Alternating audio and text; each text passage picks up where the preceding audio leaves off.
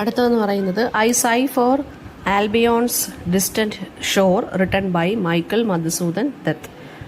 അപ്പോൾ ആദ്യമേ നമുക്ക് മൈക്കിൾ മധുസൂദൻ ദത്ത് ആരാണെന്ന് നോക്കാം. അദ്ദേഹം ഒരു ബംഗാളി പോയറ്റാണ്, പ്ലേ റൈറ്റ് ആയിരുന്നു. ആൻഡ് ബ്ലാങ്ക് വേഴ്സ് ബംഗാളി ലിറ്ററേച്ചറിൽ ഇൻട്രൊഡ്യൂസ് ചെയ്ത ഒരു റൈറ്ററാണ് അദ്ദേഹം. അദ്ദേഹത്തിൻ്റെ എപ്പിക് പോം എന്ന് പറയുന്നത് മേഘനാഥ് ബദ് കാവ്യ എന്നുള്ളതാണ് കേട്ടോ. ഒറ്റ വർക്കാണ് മേഘനാഥ് ബദ് കാവ്യ. അപ്പം നമുക്ക് അദ്ദേഹത്തിൻ്റെ ഈ I sigh for Albion's distant shore നോക്കാം. ഈ ഒരു പോം എന്ന് പറയുന്നത് അദ്ദേഹത്തിന് ഇംഗ്ലണ്ടിലെ ഒരു ലോങ്ങിങ്, അതായത് ലോങ്ങിങ് ഫോർ ഇംഗ്ലണ്ടാണ് ഈ ഒരു പോം റിഫ്ലക്റ്റ് ചെയ്യുന്നത്. ഇംഗ്ലണ്ടിലെ ആൽബിയോൺ എന്ന് വെച്ചാൽ ഇംഗ്ലണ്ടാണ് ഇവിടെ ഉദ്ദേശിക്കുന്നത് കേട്ടോ. സോ പക്ഷേ അദ്ദേഹത്തിന് ആ ഡയറക്റ്റ് ആ ലാൻഡുമായിട്ടൊരു കണക്ഷനും ഇല്ല. ഒരു കൈൻഡ് ഓഫ് അദ്ദേഹത്തിന് ഒരു കണക്ഷൻ ഫീൽ ചെയ്യുകയാണ്. പക്ഷേ ഒരു കൈൻഡ് ഓഫ് ഡിസ്പ്ലേസ്മെൻറ്റ്, ഒരു പേഴ്സണൽ കോൺഫ്ലിക്റ്റ് അദ്ദേഹത്തിന് തോന്നുവാണ്. അദ്ദേഹത്തിന് ആ ഫോറിൻ കൾച്ചറിലോട്ട് പോകാൻ വേണ്ടിയുള്ളൊരു ലോങ്ങിങ്, അതാണ് ഇവിടെ അദ്ദേഹം പറയുന്നത്. സ്റ്റാൻസ 1 ലൈൻ 1 നോക്കാം. I sigh for Albion's distant shore. Albion എന്ന് വെച്ച് കഴിഞ്ഞാൽ old poetic name for England ആണ്. ഇവിടെ സ്പീക്കർ എക്സ്പ്രസ് ചെയ്യുന്നത് ആ ഇംഗ്ലണ്ടിലോട്ട് പോകാനുള്ളൊരു ആഗ്രഹമാണ്. ഈ എക്സ്പ്രസസ് എ ഡിസയർ അല്ലെങ്കിൽ ഒരു ഡീപ്പ് ലോങ്ങിങ് ഫോർ ഇംഗ്ലണ്ട്. പക്ഷേ he is physically distant from that place. അദ്ദേഹം ബംഗാളിലാണ്, അദ്ദേഹത്തിന് പക്ഷേ അങ്ങോട്ട് പോകണം.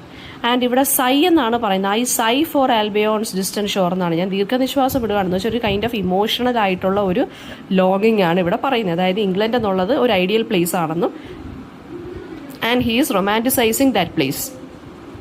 അവിടെ പോകണം എന്ന് പറഞ്ഞ് ഇരിക്കുവാണ്. ലൈൻ 2 എന്ന് പറയുന്നത് എന്താണ്? It's valleys green, it's mountains high, though friends relations I have none. അതായത് ആ ഇംഗ്ലണ്ടിലെ ലാൻഡ്സ്കേപ്പിനെ കുറിച്ചുള്ളൊരു ഇമേജ് ആണ് ഇവിടെ കൊടുത്തിരിക്കുന്നത്. അതിൻ്റെ വാലീസ്, ആ സ്ഥലത്തെ വാലീസ് ഗ്രീൻ ആണ്, ഹൈ മൗണ്ടൻസ് ആണുള്ളത്. അതായത് ആ നാച്ചുറൽ ബ്യൂട്ടി ഓഫ് ദ ലാൻഡിനെ ഇദ്ദേഹം അഡ്മയർ ചെയ്യുവാണ്. അപ്പോൾ അത് ഇംഗ്ലീഷ് റൊമാൻറ്റിക് പോയട്രി വെച്ചിട്ട് അദ്ദേഹം ഇൻഫ്ലുവൻസ്ഡ് ആയതായിരിക്കും ഈ ഒരു ലൈൻസിലൂടെ കാണിക്കുന്നത്. ഇനി though friends relations I have none. പക്ഷേ എനിക്കവിടെ ഫാമിലിയോ പേഴ്സണൽ കണക്ഷൻസോ ഒന്നും ഇല്ല. പക്ഷേ still I long for that land. അതായത് ഇംഗ്ലണ്ടുമായിട്ട് ഇദ്ദേഹത്തിനൊരു ഇമോഷണൽ, അതായത് വേറെ ഒരു കണക്ഷനും ഇല്ല അവിടെ.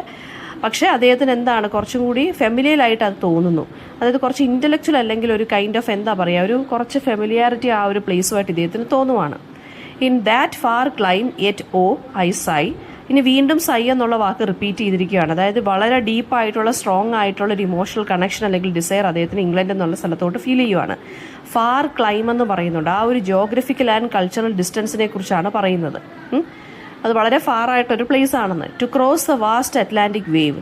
അറ്റ്ലാന്റിക് വേവ് എന്ന് വെച്ചാൽ ഇവിടെ ഉദ്ദേശിക്കുന്ന Atlantic ocean separating the speaker from England. അപ്പോൾ ആ ഓഷ്യൻ കടന്നിട്ട് വേണം ഈ സ്ഥലത്തോട്ട് പോകാൻ, അല്ലേ? അതൊരു ഡ്രമാറ്റിക് ജേർണി, അതായത് ഫിസിക്കൽ ആൻഡ് ആ ഒരു ഇൻ്റലക്ച്വൽ ആയിട്ടുള്ള പെർസ്യൂട്ടിനെയാണ് അത് കാണിക്കുന്നത്.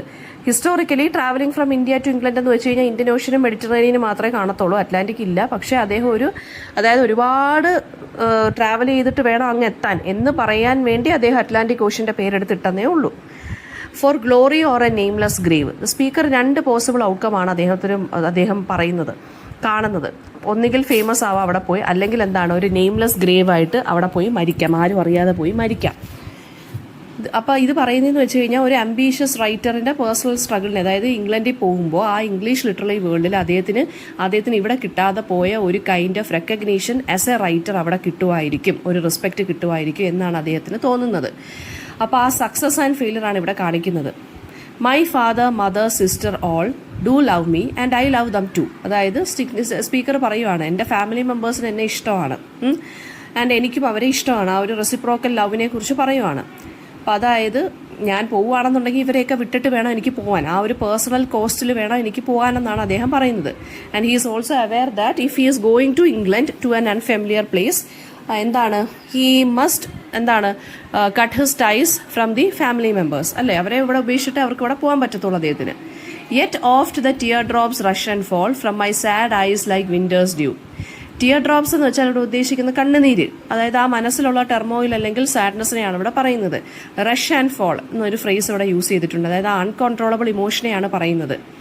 ഫ്രം മൈ സാഡ് ഐസ്, അതായത് ഈ കണ്ണുനീര് അദ്ദേഹത്തിന്റെ കണ്ണിൽ നിന്ന് വിന്ററിന്റെ ഡ്യൂ പോലെയാണ് വീഴുന്നത്. അത് ടിയേഴ്സിനെ, കണ്ണുനീരിനെ മെറ്റഫർ ചെയ്തേക്കുവാണ്. അതായത് ആ ഒരു വിന്ററിന്റെ ഡ്യൂ എന്ന് വെച്ചാൽ കോൾഡ് ആൻഡ് ഇൻഡിഫറൻ്റ് ആയിട്ടുള്ള അല്ലെങ്കിൽ വളരെ സാഡ് ആയിട്ടുള്ള കണ്ണുനീരാണ് എൻ്റെ കണ്ണുനീരിൽ നിന്ന് വരുന്നത്.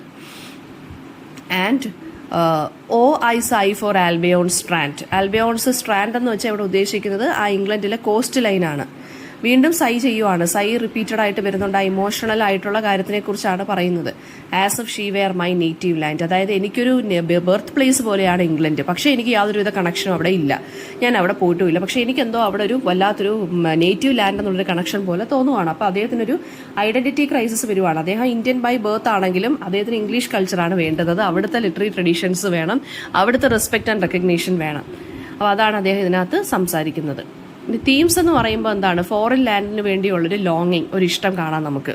അവിടെ ഒരു പേഴ്സണൽ കണക്ഷൻ ഇല്ലെങ്കിൽ പോലും, അതായത് വെസ്റ്റേൺ ലിറ്ററേച്ചറിലുള്ള അഡ്മിറേഷനും വെസ്റ്റേൺ കൾച്ചറിലുള്ള ഒരു അഡ്മിറേഷനുമാണ് നമുക്ക് കാണാൻ സാധിക്കുന്നത്. പിന്നെ ഒരു ഐഡന്റിറ്റി ക്രൈസിസ് കാണാൻ സാധിക്കുന്നുണ്ട് അല്ലേ. പിന്നെ കൾച്ചറൽ ഐഡന്റിറ്റി ക്രൈസിസ്, അതായത് ഇന്ത്യൻ ഹെറിറ്റേജും ഇംഗ്ലീഷ് കൾച്ചറും തമ്മിലൊരു ഐഡന്റിറ്റി ക്രൈസിസിലാണ് അദ്ദേഹം ഇവിടുത്തെ ട്രഡീഷണൽ ഇന്ത്യൻ നോംസ് ഒക്കെ റിജക്ട് ചെയ്ത് അദ്ദേഹം വെസ്റ്റേൺ ഇൻഫ്ലുവൻസിലോട്ട് പോകാനായിട്ട് തയ്യാറായിട്ടിരിക്കുകയാണ്.